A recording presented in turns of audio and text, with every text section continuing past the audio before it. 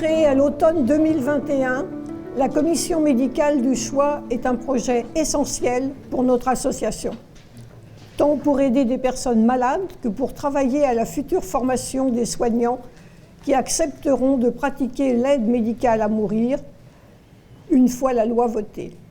Actuellement, une trentaine de personnes la constituent, médecins, infirmiers, psychologues et autres bénévoles. Certains d'entre nous ont suivi la formation EOL en Belgique.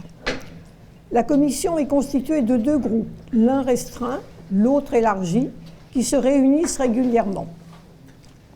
Ils sont discutés, entre autres, les propositions de loi, les futures formations qui seront proposées aux soignants dès que la loi sera d'application et dont le docteur Marc Portier vous parlera cet après-midi. Des cas précis, ils sont parfois présentés également. Les soignants actifs aujourd'hui au sein de cette commission sont issus pour la majorité d'entre eux des 200 signataires du soutien apporté au docteur Bernard Senet il y a quelques années. D'ores et déjà, nous savons que certains s'engageront une fois la loi votée en France. Aujourd'hui, le rôle de la commission est important, mais nous sommes conscients que dès le vote de la loi, celui-ci s'intensifiera. Alors, son objectif sera que ses membres puissent intervenir à différents niveaux, servir de conseillers, devenir experts pour permettre l'application de la loi, répondre à la demande des malades qui souhaitent une aide active à mourir.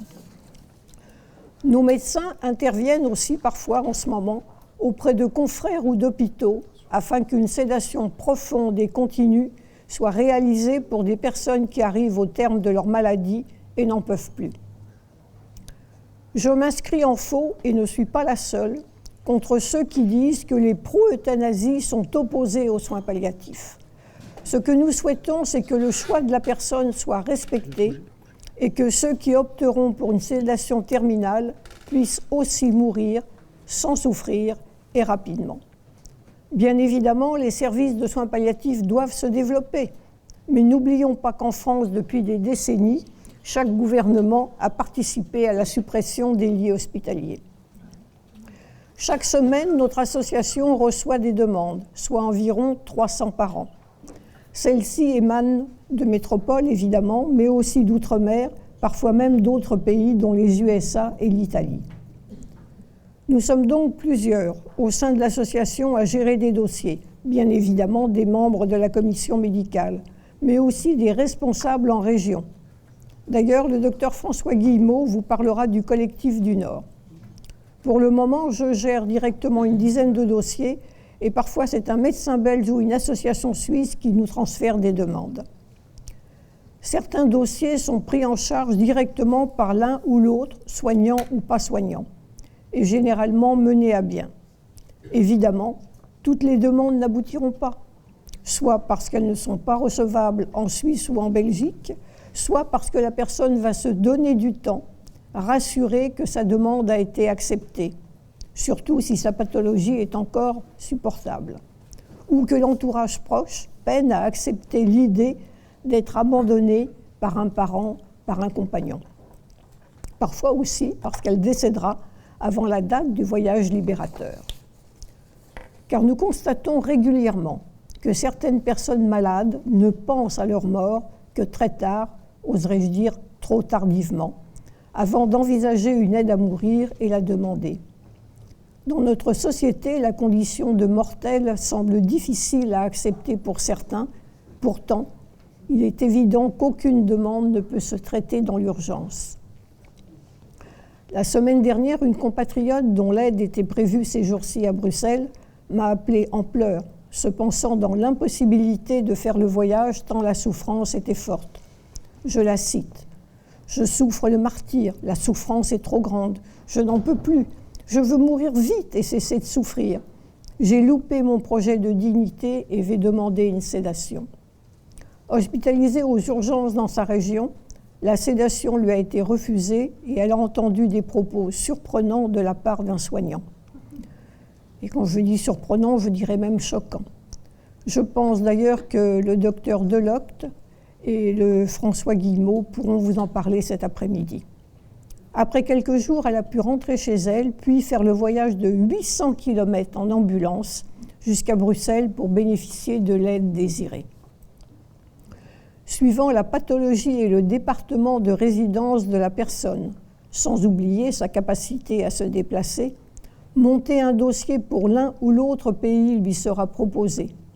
Toutes les explications sont données au fur et à mesure et ce cheminement nous incite toujours à mener une vraie réflexion, indispensable à un bon accompagnement, tant pour la personne concernée que pour son entourage proche. La capacité d'écoute est essentielle. Or, très souvent, ces femmes et ces hommes n'ont pas vraiment été écoutés dans les hôpitaux ou au sein de leur famille. Or, la personne centrale est bien la personne qui souffre. Nous accompagnons sans porter de jugement. Une confiance réciproque va s'installer au fil du temps. Nous n'oublions pas l'histoire, le visage de chaque personne accompagnée, soit sur une partie de son chemin, soit jusqu'à son dernier souffle. Partager l'ultime parcours de la vie d'une femme ou d'un homme est une expérience qui ne peut laisser indifférent et chaque histoire est unique. Aux côtés de la personne qui va mourir, l'on voit des proches pleurer, mais le principal intéressé a plutôt le sourire et remercie souvent celui ou celle qui va l'aider.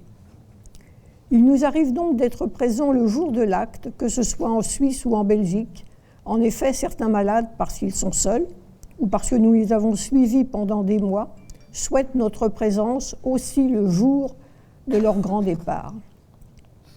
À l'avenir, nous prévoyons des séances d'intervision réservées aux accompagnants, qu'ils soient ou non soignants.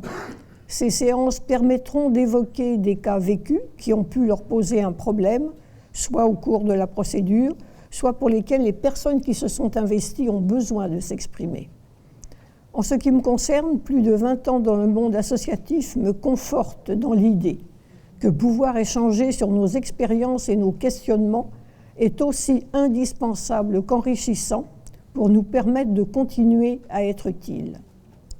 Sur le site, un espace réservé aux médecins sera ouvert, nous l'espérons. Il est déjà ouvert, mais pas sécurisé. Voilà. Ceux qui restent ne sont pas oubliés. Le contact perdure souvent avec une épouse, un fils, des mois, voire des années, après que leur proche est mort.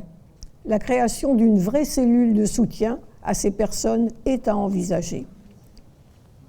N'oublions pas que la commission médicale, au-delà des compétences de chacun et de la qualité des consultations, c'est aussi une relation d'humain à humain. Cette année, un guide 2 en 1 a été réalisé. Denis Labelle vous en parlera dans quelques minutes. La première partie vise à faciliter une démarche personnelle et la seconde entend aider au dialogue avec un proche qui demande une aide à mourir. Tout ceci ne fait que confirmer l'utilité et l'importance du travail de notre commission et donc son indispensable développement. Nous espérons qu'avec la future loi, chaque personne se trouvant dans un état incurable, que ce soit à la suite d'un accident ou d'une maladie, qui fera la demande d'une aide à mourir pourra en bénéficier sans attendre d'être à un stade avancé. L'espoir fait vivre, mais l'attente fait mourir. Il est plus que temps que des morts sereines, sans avoir à s'expatrier, deviennent possibles dans notre pays, dont la devise est, ne l'oublions pas, liberté, égalité, fraternité. Merci de votre écoute.